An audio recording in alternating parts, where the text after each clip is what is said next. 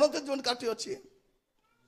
ଆପଣ ଦେଖିବେ ବେଳେ ବେଳେ 3-4 ଭାଇ ଭଉଣୀ କାହାର ଘରକୁ ଯିବେ, ସେ କ'ଣ କରିବେ, ଏ ସାନସାନଟା ଅଛନ୍ତି ତାଙ୍କୁ ପଇସା ବଟାକୁ ଦେଇ ଦେଇଥିବେ, ଏଠି 200 ଟଙ୍କା ଦେଲି ହେଲା କି 500 ଟଙ୍କା ଦେଲି, ତମେ 4 ଭାଇ ଭଉଣୀ କିଣିକରି ଖାଅ, ନହେଲେ 100 ଟଙ୍କା ଦେବେ ସବୁକୁ। ସେ କ'ଣ କରିବ, ବଟା ଦେ, ମୁଁ ଦେବି ନାହିଁ, ଦେ ମତେ ଘରେ ଗଲେ ଦେବି ହେଲା। ସେ ସବୁ ପଇସା ନେବ।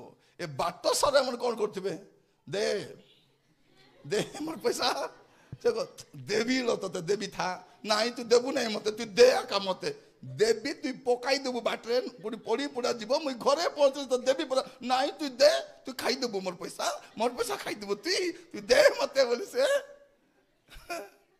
ସେ କାହିଁକି ଦଉ ନାହିଁ, ସାନ ଅଛି, ଏ ଜାଣି ନାହିଁ, ତାର ଭେଲ୍ୟୁଆକୁ ଜଣା। କ'ଣ କରିବ, ଘରେ ଗଲା ଏଠି ନାହିଁ, ତୋ ପଇସା ତୁ ନେ, ଖାଇଦେବ ବୋଲା ପରେ ଭାବୁଥିଲେ, ତୋ ପଇସା ତୁ ନେ।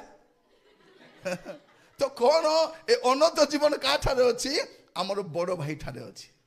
ହାଲେଲୁୟା, ଯୀଶୁଙ୍କ ଠାରେ ଅଛି। ତେଣୁ ଆପଣଙ୍କୁ ଯୀଶୁଙ୍କ ଠାରେ ରହିବାର ଅଛି। ଆଉ ଯୀଶୁଙ୍କ ଠାରେ ରହି ଯେତେବେଳେ ସାକ୍ଷାତ କରିବେ,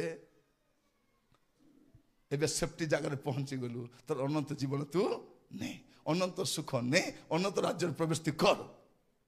ସେତେ ଦିନ ପର୍ଯ୍ୟନ୍ତ ଯୀଶୁ କସ୍ତ ଲାଗିକି ରହିବାର ଅଛି, ଯୀଶୁ କସ୍ତ ରହିବାର ଅଛି।